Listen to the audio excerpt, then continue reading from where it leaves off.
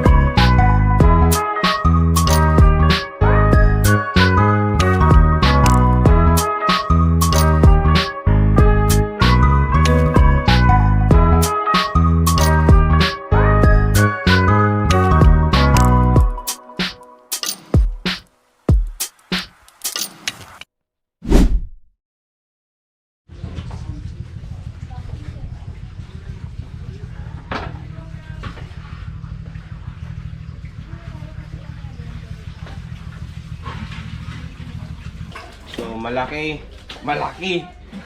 As in, ang init. As in, malaki boy. Malaki at maraming kaldero sa mayang init. Ang pinakaalamat si Kuya Oliver, bait pa. A-allocate ka nila ng kape pag pumunta kayo dito. Kasi yun nga, nag-prepare pa lang sila. Ang alamat, mamaya magpapicture tayo dyan. Tapos yung dino ribs na ano natin, i-orderin eh. Yung buto papaperman natin. Salamat sa Jigs TV at kami pinapunta mo dito. Jigs TV ang pangalan ng mga dinosaur. Kaya nagtatag ng pangalang dinosaur dito sa Kuya Oliver's Kutuhan. Tama nga yung sinabi sa atin ni Sir Jigs TV na sa kanya nagsimula din yung dino ribs na yun. Kuya Oliver, ang pinakaalamat dito sa Batangas. Pinakasikat, pinakamasarap, butuhan. Tama, ano masasabi mo kay Kuya Oliver? Ako first time ko talaga nakapunta dito. So marami ka ikukwento pagdating mo sa Bicol, boy. Tsaka titikman ko na yung Tikman mo na nga. Di pa luto eh. Naman. Oh. Balik tayo mamaya pagka okay na, naka-ready na. Para hindi tayo makakaabala kay Kuya Oliver.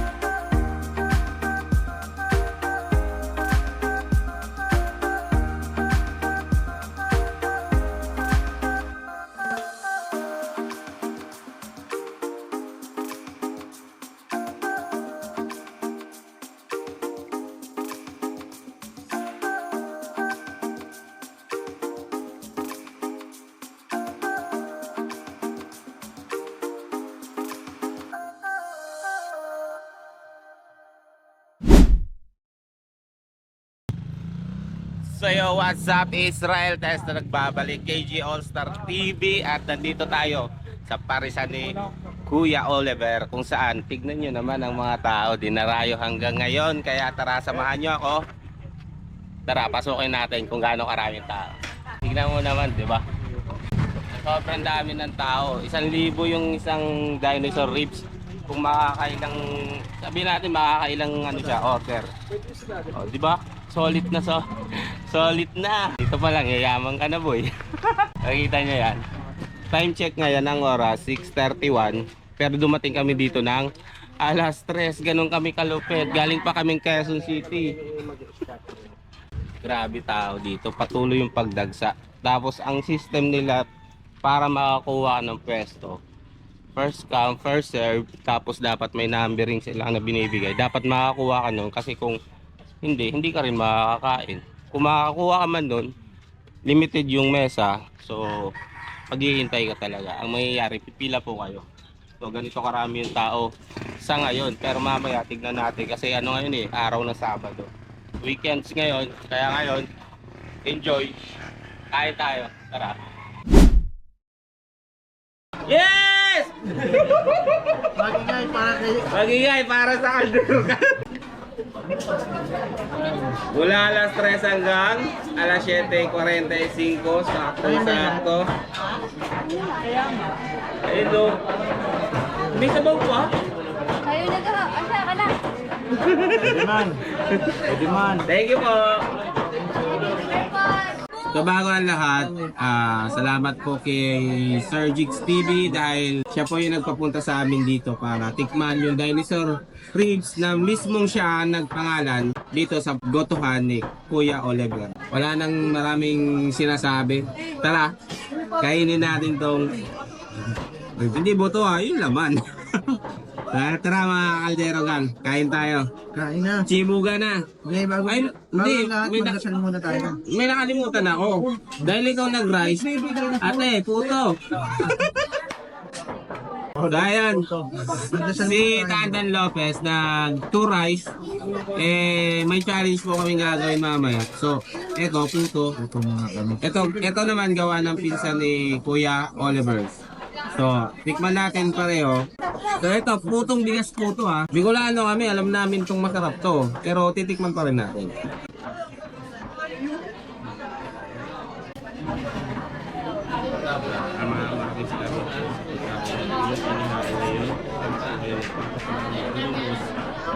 Sa mga biyayang sa amin, sana po tuloy po kayo biyahan. Mas marami, mas masagalang biyahan. Sana po kami makagate ng aming goal. Marami kayong natulungan, marami kayong pasaya sa aming mga ginagawa. Maraming salamat po. Ingatan po sana kami. Sana po Lord ay lagi po kaming subaybayan ng ating viewers at sila ay maakit. Maraming salamat po. Thank you. Amen. Thank you. Kaya tayo. Ayan na. Let's go! So mga kakaldero gang natin yan, tignan nyo naman po yung laman. Diyos ko po. Hindi namin, tatlo lang kaming pumunta dito na kaldero gang. Hindi namin ito makuubos. Pero mamaya titignan natin o lalasahan natin kung totoo ng masarap. So tignan nyo, hindi biro yung dami nito. So yun. Sa mga gustong matikman yung goto ni Kuya Oliver, dito lang po yan sa San Juan. Madaling ipin ay Kuya Oliver's Goto. Yun, diretso yan. Google Maps nyo lang, diretso kayo yan dito. Yun, masarap. Ayun.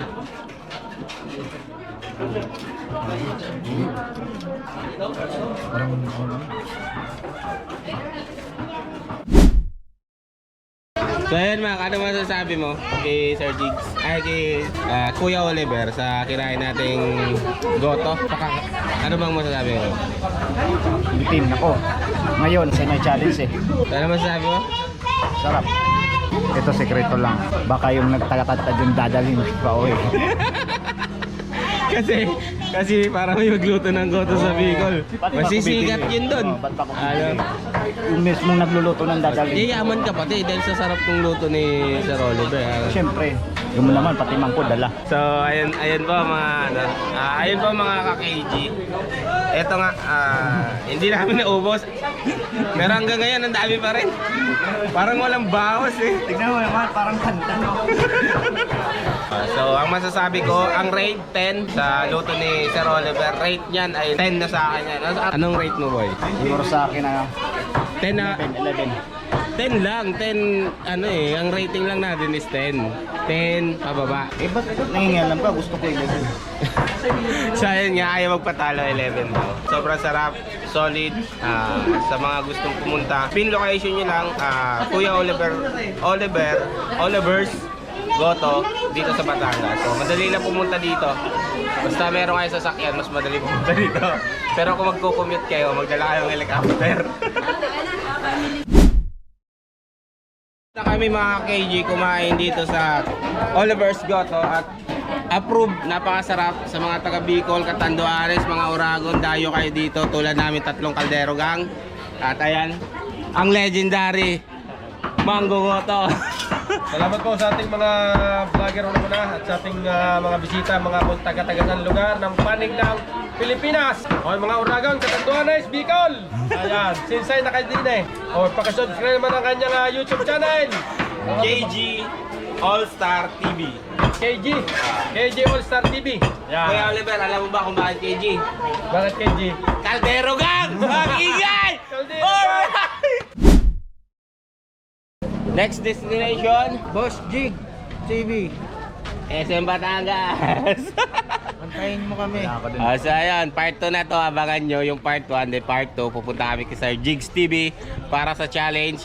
At take note, hindi kami kumain ng lubos dito sa gotohan ni Kuya Oliver kasi pinaghahandaan ka namin, kaya sa part 2, abangan nyo. Alright, peace out.